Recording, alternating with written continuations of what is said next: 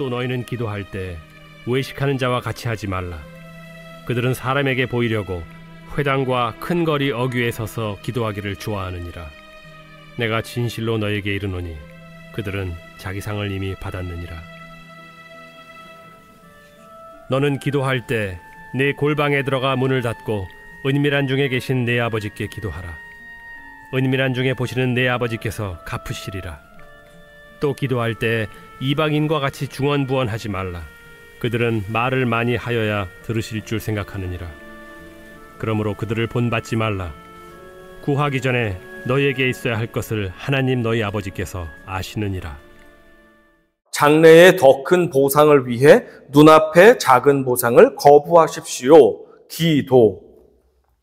예수님께서는 마태복음 6장 1절부터 18절을 통해서 하나님 앞에서 은밀히 드려야 할 의로운 행위 3가지에 대해서 말씀하시면서 이것들을 하나님 앞에 은밀하게 드릴 때에 하나님께서 큰 축복을 허락하실 것이다 라고 말씀을 하셨습니다. 하지만 오늘날에도 수많은 신앙인들이 이 귀한 상을 받을 수 있는 구제와 기도와 금식 행위에 대해서 은밀하게 보시는 여호와 하나님 앞에서 하는 것이 아니라 사람들의 눈 앞에서, 이목 앞에서 행함으로 말미암아 하나님께서 계획하신 수많은 보화와 은혜와 축복을 받지 못하는 어리석은 모습에 예수님께서 안타까워하시면서 하신 말씀이 오늘의 말씀이 되겠습니다.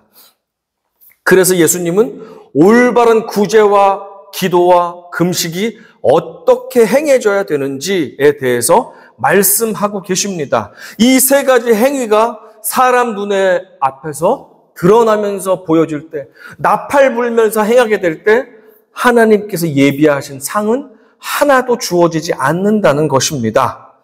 자, 도표를 보시면 이 두 주제를 제가 비교 관찰해 보니까 흥미로운 점이 있었습니다. 구제와 기도의 이 문장 구조가 거의 동일하다는 사실입니다. 구제에 대해서는 하지 마라 한 가지의 예를 들어주고 하라라는 한 가지의 예를 들어주신 것, 그리고 오늘 듣게 되는 기도에 대해서는 하지 마라라는 이 설명에 대해서 2가지 예를 들어주신 것만이 차이가 다를 뿐이었습니다.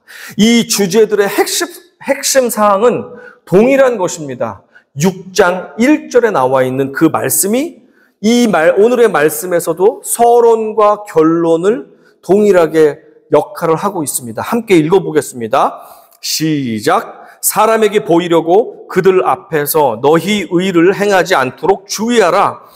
그리하지 아니하면 하늘에 계신 너희 아버지께 상을 받지 못하느니라.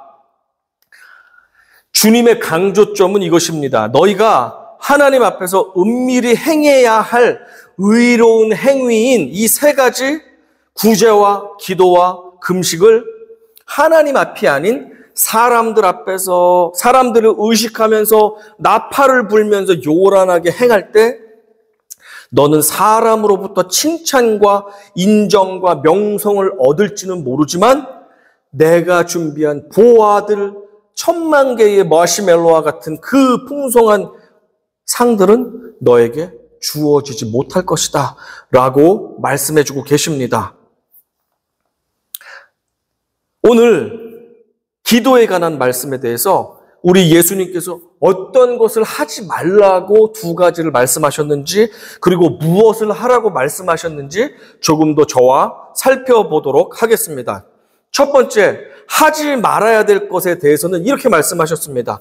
사람들 앞에 보여지기 위한 기도를 하지 말라라고 말씀하셨습니다. 5절 같이 읽어봅니다. 시작. 또 너희는 기도할 때에 외식하는 자와 같이 하지 말라. 그들은 사람에게 보이려고 회당과 큰 거리 어귀에 서서 기도하기를 좋아하느니라. 내가 진실로 너희에게 이르노니 그들은 자기 상을 이미 받았느니라. 너희는 기도할 때 외식하는 자들, 히포크리트, 그 위선자들처럼 기도하지 말라. 그들의 기도는 어떻게 하냐면 마땅히 하나님께 드려야 할 기도를 하나님하고는 상관이 없이 사람들 듣기 좋으라고 나를 뽐내기 위해서 그렇게 기도하는 위선자들처럼 눈에 보이는 기도를 하지 말라라고 말씀을 하셨습니다. 그 자신의 경건을 자랑하기 위해서 사람들이 많이 모이는 회당에 도착하기 바로 전에 꺾어주면 회당인데 바로 꺾어지기 전에 나는 기도를 하고 싶어서 견딜 수가 없습니다. 회당에 도착하기 전에 저는 기도를 해야 되겠습니다 하면서 코너를 꺾어서 회당이 나타나기 전에 벌써 폼을 잡고 기도를 시작하는 사람들의 눈을 의식하는 사람들, 그렇게 하지 말라는 것입니다. 화면을 보면서 같이 읽어볼까요? 기도가 무엇이라고 합니까? 시작! 기도란 하나님 아버지와 자녀인 우리들이 나누는 신비롭고 영적인 교제이자 소통이며 영적인 호흡이자 주님의 명령입니다. 위선자들은 하나님과의 영적인 교제인 기도를 오히려 하나님과 상관없이 사람들의 귀에 들리기를 바라며 행함으로써 하나님의 상이 아닌 사람들의 칭찬과 평판과 명성과 존경을 먹으면서 그 힘으로 살아가는 사람들이 바로 위선자들이었습니다. 장래의 더 큰 보상을 위해 눈앞의 작은 보상을 거부하시는 여러분들이 되시기를 간절히 축복합니다. 아멘. 두 번째 하지 말라라고 하신 말씀은 무엇이냐면 중언부언을 하지 말라라고 말씀하셨습니다. 7절 같이 읽어보겠습니다. 시작! 또 기도할 때에 이방인과 같이 중언부언하지 말라. 그들은 말을 많이 하여야 들으실 줄 생각하느니라. 중언부언이 무엇입니까? 중언부언이란 별 의미도 없고 간절한 마음도 없이 했던 말을 계속해서 되뇌어가면서 반복해가면서 기도의 양만 늘리는 그런 의미 없는 기도 행태를 중언부언이라고 말씀하고 계십니다. 중언부언하는 기도는 원래 이교도인들이 즐겨하는 기도의 모습이었습니다. 이교도인들은 많은 말을 신에게 올려드림으로써 그들의 자신의 높은 종교성을 사람들 앞에 뽐냅니다. 나는 이렇게 기도를 많이 하는 사람이야 하면서 내 자신을 뽐내기에 바빴습니다. 뿐만 아니라 중언부언을 했던 이교도인들은 자기 신에게 많은 양의 볼륨의 기도를 올려드릴 때 자기의 신이 그만큼에 비례해서 많은 양의 보상을 주신다는 일종의 자판기 신앙을 가지고 있었습니다. 자판기 신앙이 무엇입니까? 자판기는 기도하는 사람이 악인이든 선인이든 간절한 마음이 있든 간절한 마음이 없든 정말로 그가 진실된 신앙인이든 정말 형편없는 범죄자든 상관하지 않고 오직 기도의 동전을 많이 넣는 사람에게는 많은 물건을 토해내는 그 자판기 있지 않습니까? 바로 이교도인들의 신앙의 믿음은 내가 많은 걸 투입하면 많은 것을 얻을 수 있다라는 잘못된 믿음을 갖고 있었고 그것을 저는 자판기 신앙이라고 말하고 싶습니다. 이교도인들은 신과의 인격적인 사귐에는 관심이 없었습니다. 오직 내가 신을 즐겁게 하고 알랑방귀를 껴서 궁극적으로 내가 원하는 것을 저 신으로부터 많이 뽑아내면 그만인 것이었습니다. 하지만 살아계시고 인격적이신 우리 하나님 아버지는 이방신들, 죽은 신들, 조각상에 불과한 형편없는 신들하고는 차원이 다르셨습니다. 우리 하나님 아버지께서는 굳이 이교도들이 하는 중언부언의 기도를 요구하지 않으십니다. 하나님은 우리의 아버지 되십니다. 좋은 아버지는 자녀들의 필요를 미리 살피며 알아서 채워주시는 분이 좋은 아버지입니다. 믿습니까? 아멘. 8절 같이 읽어봅니다. 시작. 그러므로 그들을 본받지 말라. 구하기 전에 너희에게 있어야 할 것을 하나님 너희 아버지께서 아시느니라. 그러니 자녀인 우리들은 이교도인들이 행하는 비인격적인 신들에게 많은 인풋을 넣어서 많은 아웃풋을 챙기려고 하는 비인격적이고 기계적인 중원부원의 기도를 하지 말고 우리의 신음소리까지도 듣고 응답하시는 아버지께 우리의 하루의 일과도 소상히 말씀해드리고 속상했던 일도 나누어드리고 회사나 학교나 가정에서 칭찬받았던 일, 좋았던 일, 감사했던 내용도 나누고 그러면서 찬양과 경배를 올려드릴 때 때때로는 너무나도 슬프고 속상하고 기운이 없어서 눈물을 흘리며 아무 간구의 기도를 하지 못해도 하나님 아버지는 그 우리의 눈물까지도 받으시며 기도를 들으시며 응답하신다는 사실, 그 사실을 잊지 마시기 바랍니다. 대통령의 아들, 딸들은 결코 대학 등록금이 없어서 대학 등록금 못 낼까 봐 쩔쩔 매는 사람이 없습니다. 대통령의 아들, 딸들은 내일도 엄마, 아빠가 나 밥 주실까? 밥 굶기시는 거 아니야? 하면서 끼니 걱정을 하는 대통령의 아들, 딸들은 존재하지 않습니다. 우리 아버지가 좋으신 아버지라는 사실을 여러분이 믿어 의심치 않는다면 아버지께서 반드시 우리의 필요를 어떠한 모양으로든지 채워주실 것이라는 사실을 믿고 그러므로 우리가 아버지께 미사여구를 써가면서 거짓말을 보태가면서 알랑방귀를 끼워가면서 그렇게 간구할 필요가 없다는 사실입니다.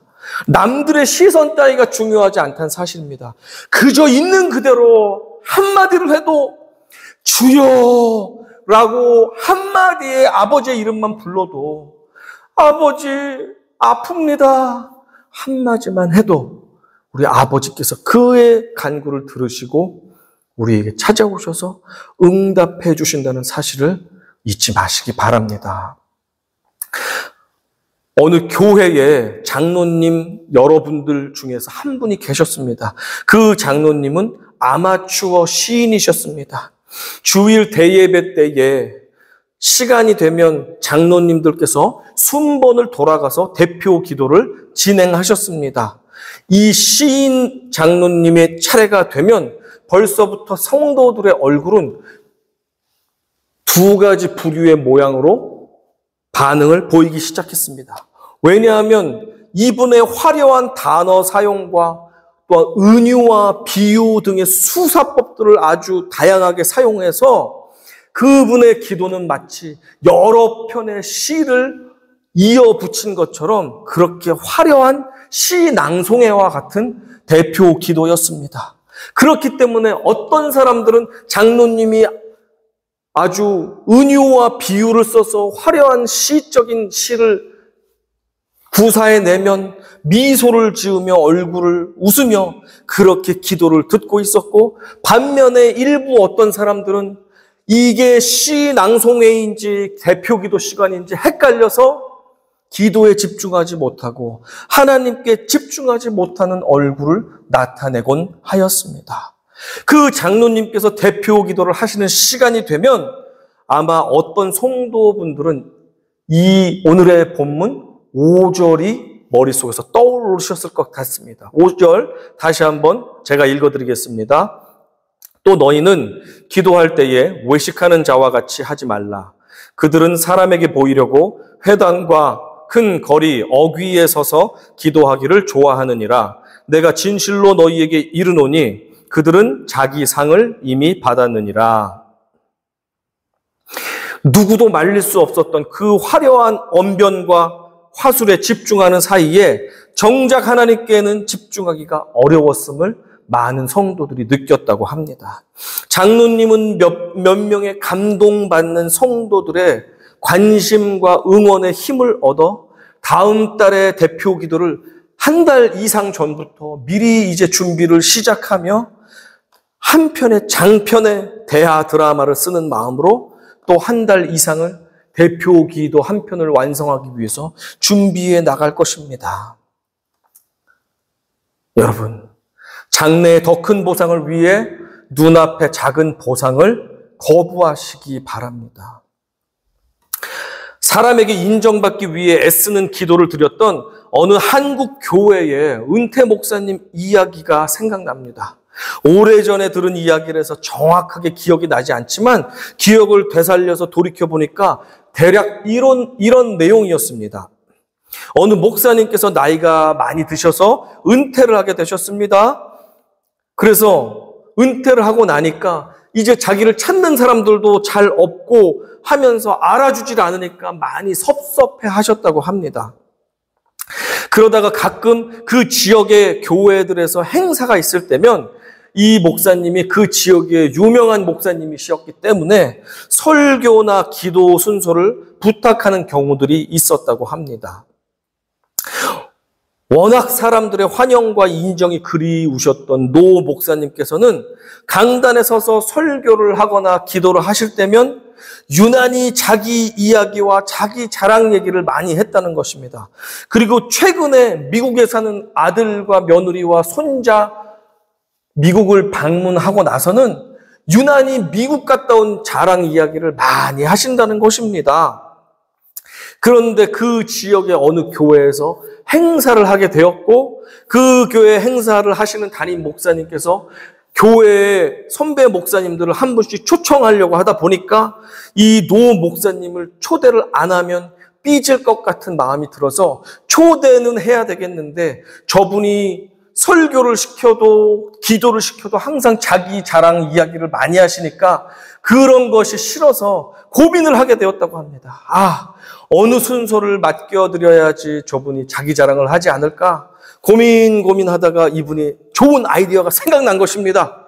그래, 모든 예배가 끝나고 축도를 부탁드리면 축도에는 자기 이야기, 자기 자랑을 하지 못하겠지 하고는 그 목사님께 전화를 걸어서 목사님께 간곡하게 부탁을 드렸습니다. 목사님, 저희 교회에 큰 행사가 있고 예배를 드립니다. 모든 예배 중에 가장 중요한 부분인 축도를 목사님께서 특별히 맡아주시면 좋겠습니다. 잘 부탁드리겠습니다. 김 목사, 그럼 그렇게 하지 하고 기쁘게 부탁을 하고 전화를 끊었습니다. 행사 날이 되었습니다. 예배를 앞에서부터 끝까지 은혜롭고 성스럽게 예배를 마쳐갔습니다. 마지막 축도 시간이 되었습니다. 사회자가 소개합니다. 아무개 은퇴 목사님께서 나오셔서 모든 예배를 마치는 축도 기도를 해주시겠습니다 하는 소개와 함께 이 노 목사님이 강단 앞에 섰습니다. 두 손을 올려 높이 들고 축도 기도를 시작하십니다. 이제는 내가 지난 겨울에 다녀온 저 위대한 하나님의 피조물인 나이아가라 폭포의 관람 유람선 위에서 만나주셨던 예수 그리스도의 은혜와 뉴욕의 엠파이어 스테이트 빌딩 전망대에서 바라본 하늘 위 구름 속에서 나에게 빙긋 웃어주셨던 하나님 아버지의 사랑과 존스 홉킨스 의과대학에서 지금도 열심히 공부하고 있는 우리 손주 아이, 이 아이와 늘 동행하시는 성령님의 교통하심이 여기 머리 숙인 모든 성도들의 머리 위에, 가정 위에 지금부터 영원토록 함께 있을지어다. 아멘.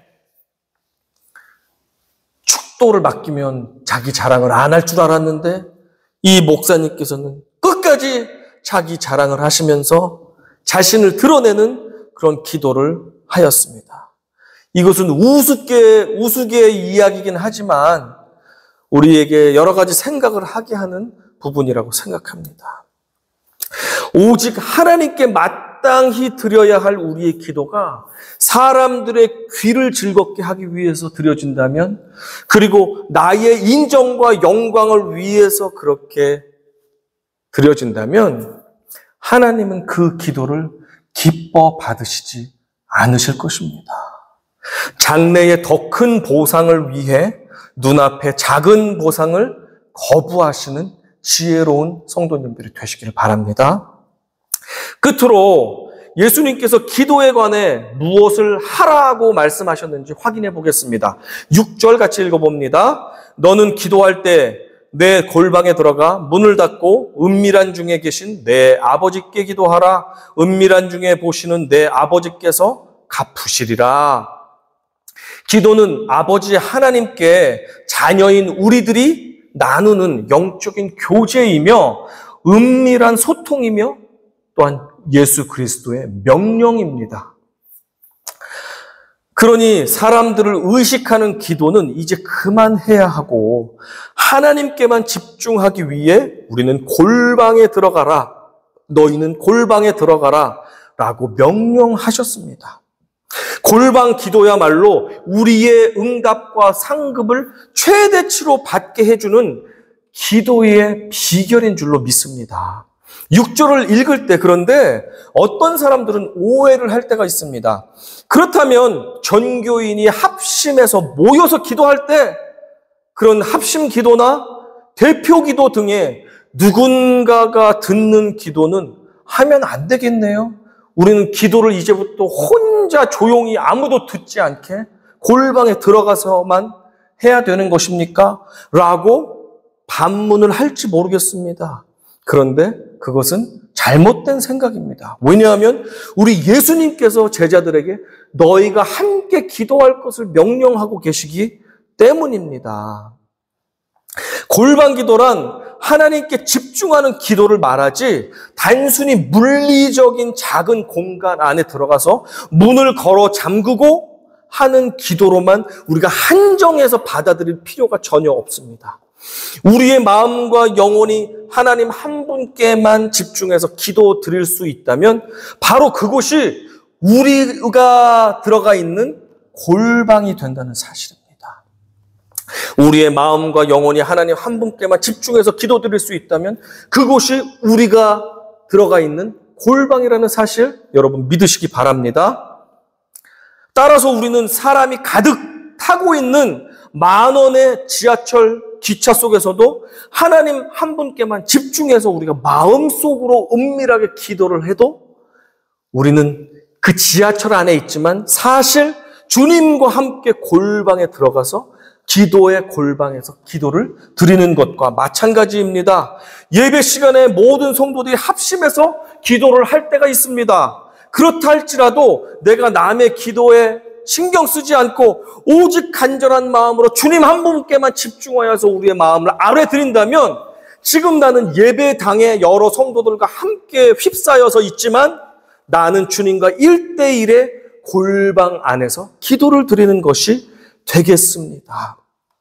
큰 소리로 기도를 하든 작은 소리로 묵상 기도를 하든 방언으로 기도를 하든 아니면 마음이 아파서 눈물이 나서 소리를 조금도 내지 못하고 흐느껴 운다 할지라도 온 마음을 다해서 아버지께 나아가는 바로 그 기도가 골방 기도인 것입니다. 아멘. 믿으십니까?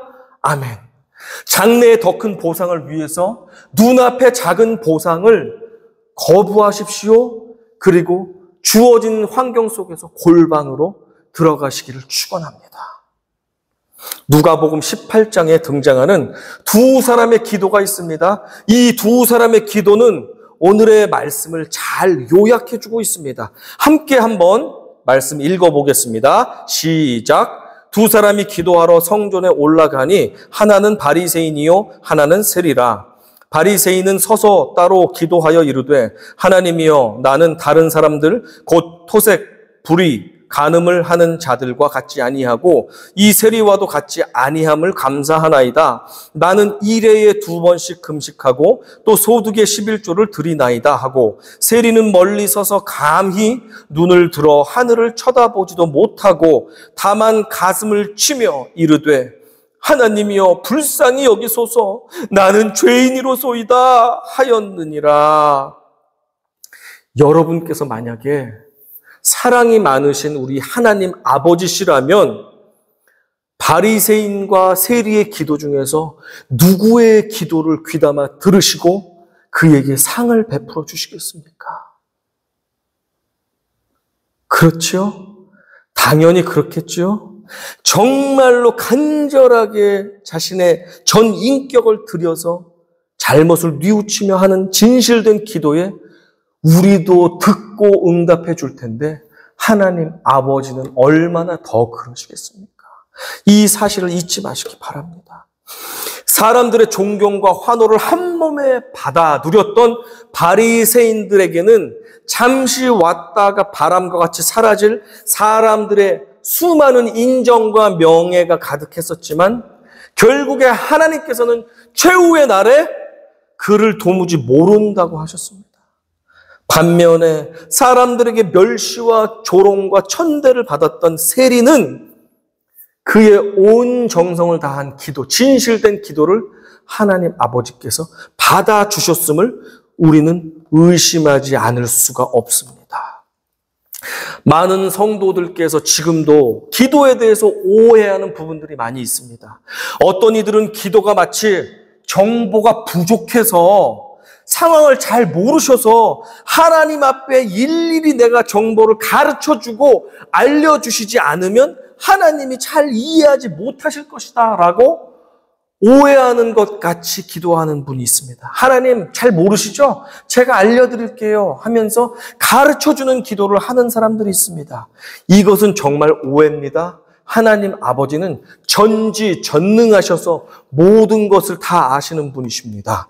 어떤 이들은 근엄하시고 저 높으신 하나님께 우리가 가벼운 인간에게 하듯이 하는 편안한 말투에 기도를 해서는 경거망동하다, 하나님이 듣지 않는다라고 하시면서 극존칭의 용어와 아주 정제된 단어만을 사용해서 그렇게 하나님께 간구를 해야만 하나님께서 들으신다라고 믿고 기도하는 사람들이 있습니다. 그러나 그것 또한 오해이십니다. 하나님 아버지는 우리의 아빠가 되신다고 성경에서 말씀해 주셨습니다. 아빠, 좋은 아빠는 어린 자녀들이 표현을 잘 못해도 어버버버 거려도 아빠 나 아파요, 아빠 감사해요, 아빠 잘못됐어요, 다음엔 안 그럴게요, 아빠가 너무 좋아요, 아빠 사랑해요.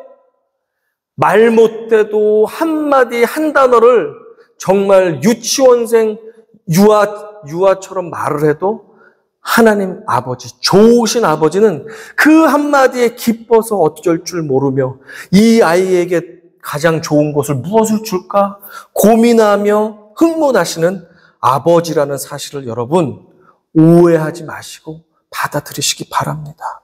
기도는 비인격적인 전능자에게 인간이 무언가를 구걸해내는 기술이 아니라는 사실입니다.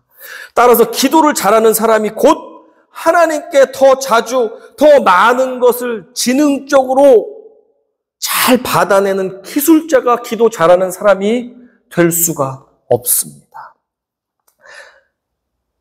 골방 기도라고 해서 무조건 혼자서만 기도해야 하는 것도 오해입니다. 초대교회 성도들은 함께 모여서 기도했고 그럴 때에 성령이 폭발하는 역사가 임했다는 사실입니다. 정말로 중요한 것은 우리가 누구 들으라고, 사람 들으라고 하는 기도를 하고 있는가? 아니면 정말 온 마음을 다해서 하나님께만 집중하는 기도, 사람과 상관없이 하나님께만 100% 집중하여서 하는 기도를 하고 있느냐 하는 것이 핵심입니다. 그럴 때에 기도의 간구도 응답될 뿐 아니고 그 외에 하늘에서 예비하신 상급까지도 차고 넘치는 보화까지도 우리에게 주시고 이 인생 가운데서 차고 넘치게 주신다는 사실을 기억하시기 바랍니다. 하나님의 아들 예수님조차도 평생 아버지께 나아가 마치 골방 기도처럼 그렇게 기도하셨습니다. 기도 없이는 어떤 능력도 나타나지 않으셨다고 예수님께서 직접 말씀하셨습니다. 골방 기도 외에는 그리스도인들이 하늘의 능력을 공급받을 방법이 없다는 사실입니다. 오늘부터 직장에서, 그리고 운전하고 달리는 차 안에서, 안방에서, 가든에서 풀을 뽑으면서, 교회에서, 그리고 혼자서든 여럿이든 온 마음 다해 아버지께 집중하고 우리 마음을 있는 그대로 꾸밈없이 아뢰시는 우리들이 되기를 소망합니다.